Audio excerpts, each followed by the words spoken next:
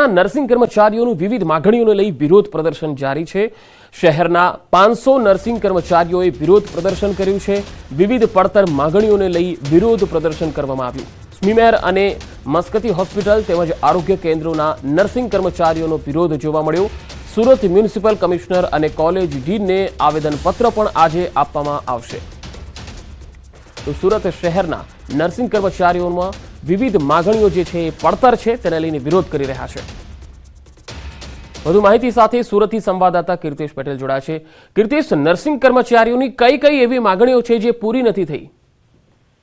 બિલકુલ પંકજ, સુરતની નર્સિંગના 500 કરતા વધુ કર્મચારીઓ આજે હડતાલની જાહેરાત કરી છે। ખાસ કરીને સુરતની સ્મીમેર હોસ્પિટલ હોય, મસ્કતી હોય કે સુરત મહાનગરપાલિકાના અલગ અલગ આરોગ્ય કેન્દ્રો પર તમામ કર્મચારીઓ વિરોધ પ્રદર્શન કરી રહ્યા છે। બપોર બાદ મહાનગરપાલિકાના કમિશનર અને કોલેજના ડીનને આવેદનપત્ર આપી પોતાની માંગણીઓ મૂકશે। ખાસ કરીને લાંબા સમયથી નર્સિંગમાં ભરતી કરવામાં નથી આવતી, જેને લઈને સ્ટાફની અછતને લઈને કામનું બર્ડન વધી રહ્યું છે। બીજી બાજુ અલગ અલગ પગાર વધારાના મુદ્દો અથવા તો જે નર્સિંગ ડ્રેસ છે તેને ધોવાની જે રકમ સરકાર દ્વારા આપવામાં આવે છે તે ખૂબ જ ઓછી છે। તમામ માંગણીઓને લઈને લાંબા સમયથી રજૂઆત કરવામાં આવી રહી છે, પણ કોઈ પણ જાતની રજૂઆત સાંભળવામાં નથી આવતી।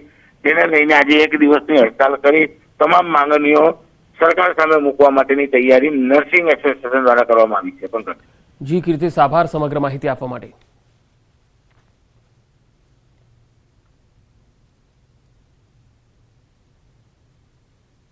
રજૂઆત લેખિતમાં કરી ચૂક્યા છીએ।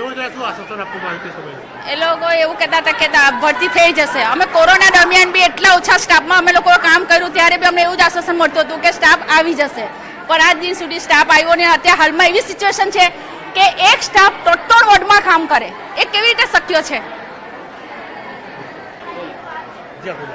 મારું નામ હસમુખ જિંજાળા, સ્મીમેર હોસ્પિટલમાં 2015થી નર્સિંગ સ્ટાફ તરીકે કામ છું।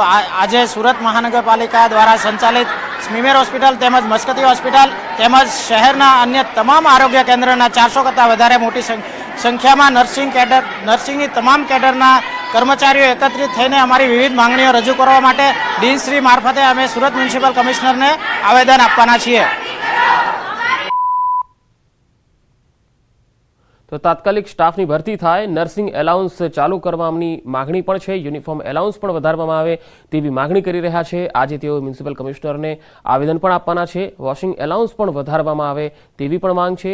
જે બાકી સ્ટાફ છે એ પણ ભરવામાં આવે।